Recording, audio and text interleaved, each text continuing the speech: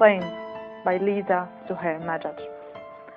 I am not soft, henna'd hands, a seduction of coral lips, not the enticement of jasmine musk through attentive lab at night, not a swirl of sequined hips, a glint of eyes unveiled.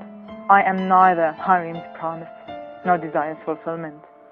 I am not a shapeless peasant, trailing children like flies, not a second wife, concubine, kitchen drudge, house slave, not foul-smelling, moth-eaten, primitive, tinted dweller, grass-eater, drag-wearer. I am neither a victim nor an anachronism. I am not a camel jockey, sand nigger, terrorist, oil-rich, bloodthirsty, fiendish, not a pawn of politicians, not a fanatic seeking violent heaven. I am neither the mirror of your hatred and fear, nor the reflection of your pity and scorn. I have learned the world's histories, and mine are among them.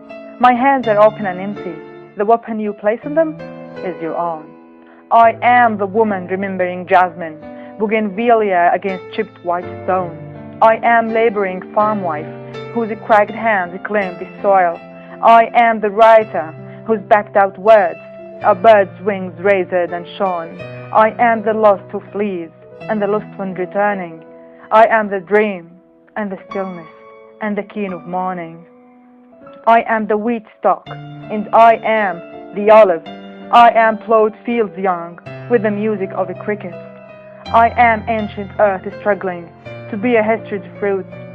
I am the shifted soil, and I am the furrow, embracing the seed again. I am many the violets watering a tree, and I am the tree. I am opposite banks of a river, and I am the bridge. I am the light shimmering off water at night, and I am the dark sheen which swallows the moon whole. I am neither the end of the world nor the beginning.